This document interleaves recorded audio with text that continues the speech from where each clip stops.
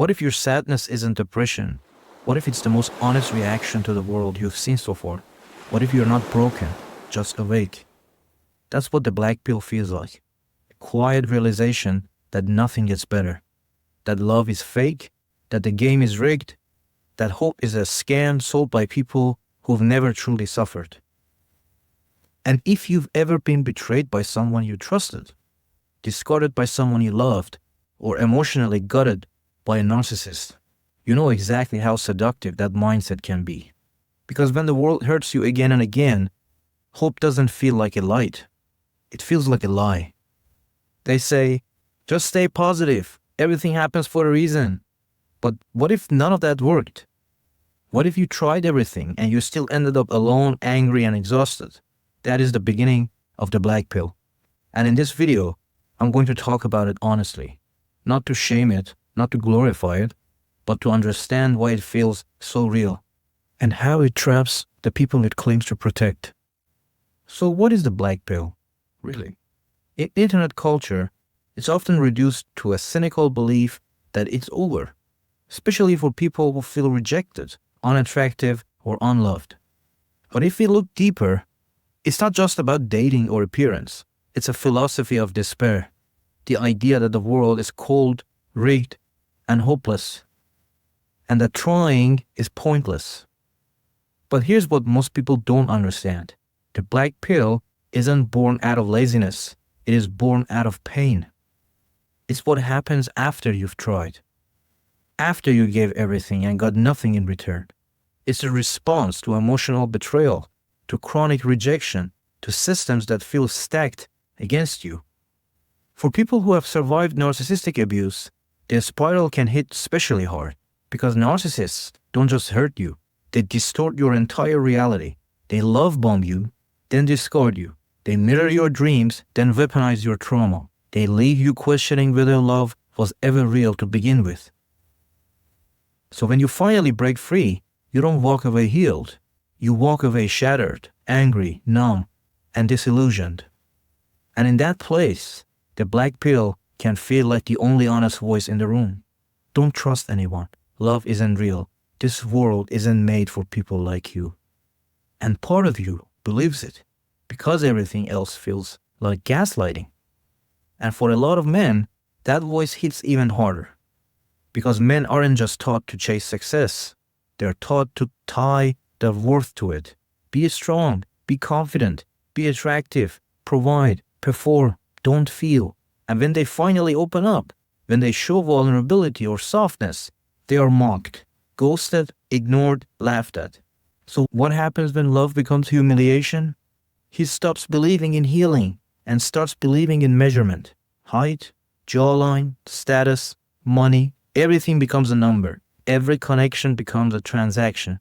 And when he doesn't measure up, the black pill is right there, whispering the worst thing at the worst time. It's because you were never enough to begin with. This mindset doesn't spread because men are fragile. It spreads because male pain is invisible, ignored, mocked, or turned into a joke. And so these men don't go online looking for hate. They go looking for someone, anyone, who finally understands how it feels to be unseen, unwanted, and permanently excluded from love. But what they find isn't healing. It's certainty. And that certainty becomes a cage. You're not weak for thinking that way. You're not wrong for seeing how cruel the world can be. You're not alone for wondering if giving up might hurt less than hoping again. But the black pill doesn't just reflect reality. It reshapes it. And that's where it starts to become dangerous. Here's the thing no one tells you. The black pill doesn't show up first. Hope does.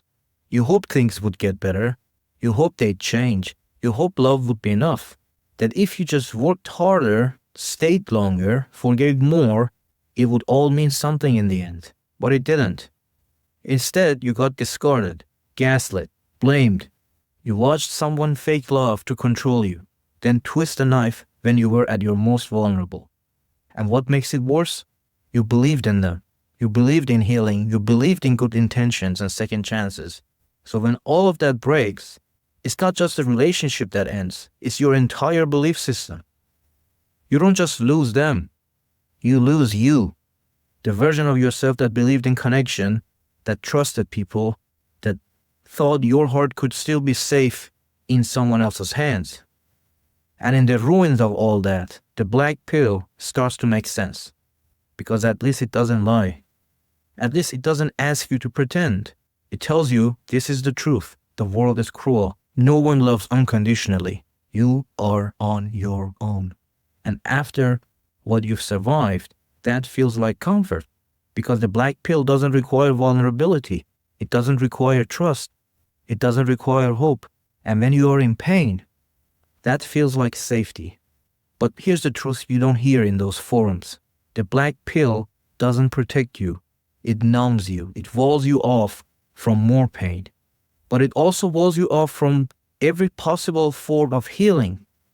It keeps you safe and alone. Trauma survivors fall into black pill thinking because they're not ready to hope again. And that's okay.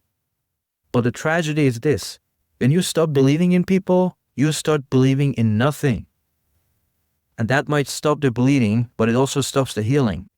Before we go deeper, I want you to hear the kinds of thoughts that echo in a mind shaped by the black pill, not as judgment, but as a window into what it actually feels like to live in that mindset. I tried being patient. I tried being soft. I listened. I opened up. I forgave things I never thought I could, and they still left.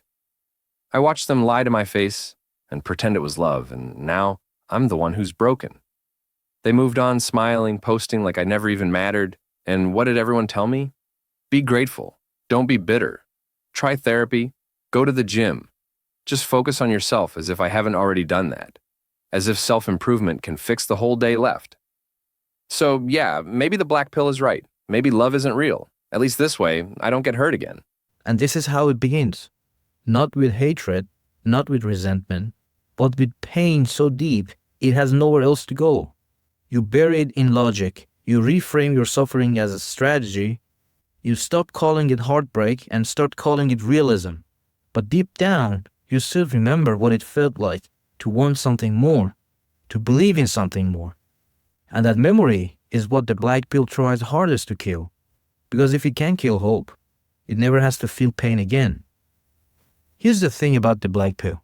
It doesn't feel like a trap. It feels like clarity. Like finally waking up after years of being lied to. Like wiping the fake smile off your face and telling the world, I see you now, and I'm done playing along. But here's what most people miss. The black pill doesn't end your suffering. It just gives it structure. It gives your despair a story. One where you never have to be vulnerable again. And slowly, that story starts to define you. You stop trying. You stop reaching. You stop risking. Because if it's already over, you can't lose again. But here's the cost. You don't just lose heartbreak, you lose possibility. You stop chasing toxic love, but you also stop believing healthy love could ever find you. You stop craving validation, but you also stop believing you're worthy of being seen. You trade the fantasy of healing for the certainty of numbness. And yes, it might feel safer, but it's also lonelier than ever. Because when you accept that nothing matters, it's not freedom, it's emotional exile. That's the trap, not the pain itself, but the idea that pain is all there ever was and all there ever will be is a life without light, without hope, without exit. Here's the truth that black pill gets right. The world can be cruel. Love isn't guaranteed and no one's coming to save you. But here's what it gets wrong. The idea that you are powerless, that your pain defines your future, that the story has already been written and you lost. That's not truth. That's despair wearing logic's clothes. There is another way, a quieter path, not filled with blind optimism or empty affirmations, but something harder and more honest. It's called radical acceptance. It doesn't promise happiness. It doesn't tell you everything will be okay, but it does tell you this. What happened to you was real. It wasn't fair. It wasn't your fault, but it doesn't have to own the rest of your life. Even if you don't believe in healing right now, you can still stop hurting. Radical acceptance isn't about giving up. It's about stopping the fight with reality, so you can start fighting for yourself. You're not weak for being angry. You're not broken for losing hope. But you don't have to live there forever. Because even if love was used against you, even if trust became trauma, you are still allowed to want something more. You don't have to fake healing. You just have to take the first step, not to prove anything, but because staying numb is not the same as being free. And if you're ready to start letting go of the black pill, check out the video on radical acceptance.